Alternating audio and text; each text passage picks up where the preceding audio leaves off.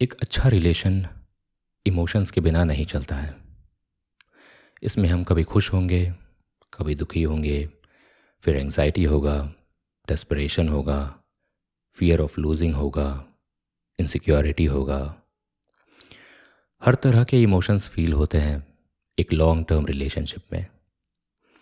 No doubt हम सब के अंदर एक सॉफ्ट साइड, वल्नरेबल साइड होता है। तब एक इंसान की असलियत बाहर आती है, उसका ऑथेंटिक नेचर पता चलता है।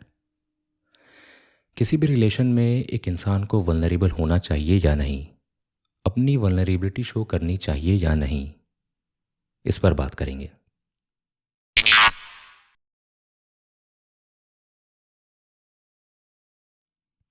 वल्नरेबल का मतलब क्या होता है?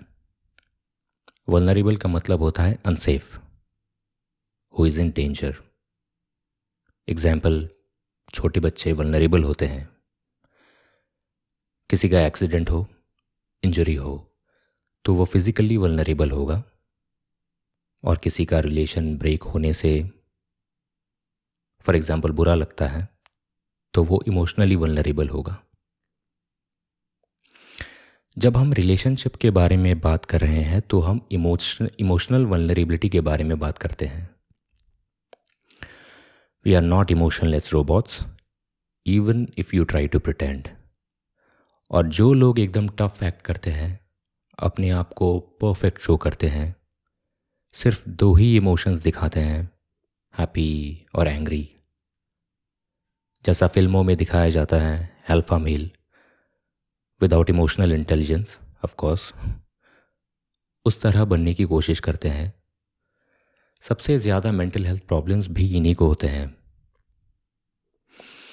क्योंकि जॉब का प्रेशर होता है, अगर मैरिड है तो फैमिली का प्रेशर होता है, बच्चों का प्रेशर होता है, फाइनेंशियल प्रेशर होता है, जिसके बाद फ्रस्ट्रेशन, अग्रेशन, डिप्रेशन होता है। और एक दिन प्रेशर कुकर की तरह फट के सब बाहर आता है। बाजार में नशे का सामान ज़्यादा बिकता है क्योंकि most man suffer in silence, और वो किसी को बोल नहीं सकते। इसलिए बी एक्सप्रेसिव, अपने शब्दों से खुद को एक्सप्रेस करो। इससे पता चलेगा तुम कितने ऑथेंटिक हो, कितने जेन्युइन इंसान हो। इसका ये मतलब नहीं है तुमको बैठ के रोना है किसी के सामने या अपनी दुख भरी कहानी सुनानी है। अपने आप को बहुत ज़्यादा बेबस, लाचार, बेचारा इंसान इस तरह शो नहीं करना है। अगर तुम इस तरह बिहेव करोगे तो लोगों को लगेगा कि तुम सिंपैथी पाने के लिए इतना इमोशनल एक्ट कर रहे हो। अपने इमोशंस को शेयर करना ज़रूरी है, लेकिन भावनाओं में बह नहीं जाना है। खुद में सेल्फ अवेयर होना ज़रूरी है। अब सेल्फ अवेयर होने का क्या मतलब होता है? सेल्फ अवेयर होने का मतलब होता है अपने आप को समझना, अपनी कमज़ोरी, अपनी ताकत को समझना।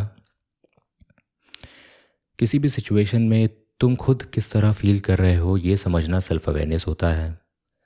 तुम्हारा बिहेवियर दूसरों को किस तरह अफेक्ट करता है, ये समझना सेल्फ अवेयरनेस होता है। अपनी गलतियों को पहचानना, उससे सीखना, उसको इम्प्रूव करना सेल्फ अवेयरनेस होता है। अगर कोई सेल्फ अवेयर ना हो, वैसा इंसान लोगों से घुल मिल नहीं पाता है, सोशलाइज नहीं कर पाता है। हो सकता है लोगों के बीच ऑकवर्ड बिहेव करे, ऐसा कुछ बोल दे जिससे लोग बुरा मान जाए, या हो सकता है सेंटर ऑफ अटेंशन बनने की कोशिश करे या एरोगेंटली बिहेव करे। अब मेरा सजेशन है, ऐसे लोगों को अवॉइड करो, अपनी बाउंड्रीज बता दो। एक लिमिट तक ही तुम उनकी बातें टॉलरेट करोगे। अब आते हैं फाइनल पॉइंट पे। जब अपने इमोशंस को तुम दूसरों से शेयर करते हो, इससे ट्रस्ट बिल्ड होता है, पर्सनल कनेक्शन बिल्ड होता है। मिसअंडरस्टैंडिंग की प्रॉब्लम कम होती है जब हम खुलकर बातें करते हैं। किसी भी अच्छे रिलेशन में ट्रस्ट होना बहुत ज़रूरी है। भरोसे के बिना कोई रिश्ता नहीं चलता है। अगर तुम्हारे अंदर सेल्फ अवेयरनेस होगा तो वो एक प्रोटेक्टिव वॉल की तरह काम करेगा, जिससे तुम समझ पाओगे कौन सी बात बोलनी चाहिए और कौन सी नहीं। इसका मतलब तुम कभी ओवर शेयरिंग नहीं करोगे। बहुत ज़्यादा अपनी दुख भरी कहानी सुनाने की ज़रूरत नहीं है। अपने पुराने रिलेशनशिप्स की हिस्ट्री खोलने की ज़रूरत नहीं है। ऐसे बहुत लोग हैं जो पूरी ज़िंदगी अपने रिलेशन में अपने ही पार्टनर के साथ खुलकर बात नहीं कर पाते हैं। एक डर होता है उनमें, अगर खुलकर बात करेंगे, अपनी फीलिंग्स और इमोशन शेयर करेंगे तो शायद कमज़ोर नज़र आएंगे, जिसके बाद मिसअंडरस्टैंडिंग होती है, ट्रस्ट ब्रेक होता है, किसी तरह का इंटीमेट कनेक्शन भी नहीं बन पाता, हमेशा एक दूसरे से डिससेटिस्फाइड रहते हैं। जो ओपन अप नहीं हो पाता है उसको और ज़्यादा कॉन्सिक्वेंसेस फेस करने पड़ते हैं। मेंटल हेल्थ प्रॉब्लम्स बहुत बढ़ गया है आजकल। एंग्जाइटी, डिप्रेशन बहुत कॉमन है आजकल लोगों में। दिमाग का जो प्रेशर कुकर है उसमें प्रेशर बहुत ज़्यादा बिल्डअप हो चुका है, क्योंकि कोई आउटलेट ही नहीं है। कितना ओपन अप होना है, कितना अपने बारे में शेयर करना है, ये सबकी पर्सनल चॉइस है, लेकिन you have to be honest. अब कुछ लोग अनकंफर्टेबल फील करेंगे क्योंकि हमेशा उन लोगों ने खुद को बंद करके रखा है, लेकिन प्रिटेंड करने से अच्छा है यू शुड ट्राई। लड़कों को भी बोला जाता है टफ बनना है, शक्ल में कोई इमोशंस नहीं दिखने चाहिए, किसी के सामने रोना नहीं है, बिल्कुल चट्टान की तरह खड़े रहना है। फिर जब लाइफ के चैलेंजेस आते हैं, चट्टानों में भी दरारें पड़ जाते हैं, क्योंकि ज़िंदगी में कुछ चीज़ें हैं जो हमारे कंट्रोल में हैं और कुछ चीज़ें हमारे कंट्रोल से बाहर हैं, और ये समझना बहुत ज़रूरी है। दुनिया में आए हो तो हर किसी के हिस्से में थोड़ा बहुत पेन और सफरिंग तो होगा ही, किसी ना किसी तरीके से इससे डील करना पड़ेगा। इसलिए ज़्यादा इमोशंस अपने अंदर भर के रखोगे तो तुम्हारा फिज़िकल हेल्थ भी ख़राब होगा, स्ट्रेस लेवल बढ़ेगा, हार्मोनल इम्बैलेंस होगा, टेस्टोस्टेरोन का लेवल कम होगा लड़कों में, या किसी तरह का हार्ट डिजीज़, हाइपरटेंशन। तुम्हारा मन कभी शांत नहीं रहेगा। अब बहुत लोगों में डर होगा अगर ऑनेस्टली खुलकर बात करेंगे, फॉर एग्ज़ाम्पल एक रिलेशन में अपने पार्टनर से, तो कहीं उनके बातों को उन्हीं के अगेंस्ट ना यूज़ किया जाए। और कुछ लोगों में फियर ऑफ रिजेक्शन भी होता है, इसलिए अपने मन की बात कभी खुलकर बोल ही नहीं पाते, क्योंकि उनको तो स्ट्रांग बनना है, प्रोटेक्टर बनना है, प्रोवाइडर बनना है। यही सिखाया गया है बचपन से कि अल्फा मेल बनना है, नहीं तो लोग इज्जत नहीं करेंगे।